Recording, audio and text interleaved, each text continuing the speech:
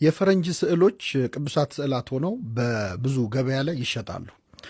የፈረንጅ ተዋንያን ምናልባት በፊልም የምናውቃቸው ወይም የህንድ አክተሮች የሚመስሉ ሰዎች የኢየሱስ ክርስቶስ ስዕል ተብለው ሲሸጡ ሰዎች ያያሉ። ይህንን የሚያዩ ሰዎች በአጠቃላይ ስዕል ማለት እንደዚህ አይነት የሆነ ቦታ ያለ ሰው ፎቶ ነው እና የሆነ ሰው ነው የምታመልኩት ብለው በሰፊ ይቃወማሉ።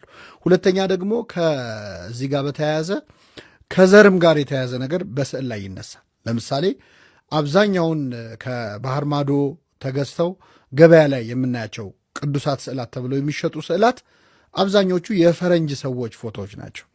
ስለዚህ በተለይ በአፍሪካዊ አይን በእርግጠኛ ኢትዮጵያውያን ብዙም የአፍሪካዊነት ስሜት አለን ብሎ ለመናገር ያስቸግራል። ምናልባት የአፍሪካ ህብረት ስብሰባ አዲስ አበባ ሲካሄድ ነው አፍሪካዊነታችን በደንብ ትዝ የሚለን። ግን በአጠቃላይ እንደ ጥቁር ህዝብ ሆነ ስታስበው ግን በፈረንጅ ወይም በነጮች ዶሚኔት የተደረገ ሃይማኖት ነው ወይም አብዛኞቹ ቅዱሳን ፈረንጆች ናቸው ወይ የሚያሰኛል። በተለይ ደግሞ አንዳንዴ እንደ በተለምዶ እንደምናውቀው እንደ ቅዱስ ሚካኤል ስዕል ያለ መልአኩ ነጭ ሆኖ ሰይጣኑን ሆኖ የሚወክለው ስዕል ደግሞ ጥቁር ሆኖ ይታያል።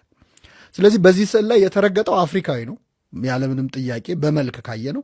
ረጋጩ ደግሞ ፈረንጅ ነው። ይህንን ስዕል በተለይ በአፍሪካዊ አይን ስታዩ በጣም ስሜት ይነካል። እንዴት ነው እንደዚህ አይነት ነገሮች የሚታዩት? እውነት ቅዱሳት ስዕላት የፈረንጅ ፎቶዎች ናቸው ወይ? ይህን ማድረግስ ስርዓቱ ይፈቅዳል ወይ? የኢትዮጵያ ኦርቶዶክስ ተዋሕዶ ቤተክርስቲያን አሳሳልና የስዕል ስርዓት ይህንን ጉዳይ እንዴት ይመለከተዋል? የዛሬው ቆይታችን በአብዛኛው የሚያተኩረው የኢትዮጵያ ቤተክርስቲያንን ስዕላት አመጣጥ ታሪክና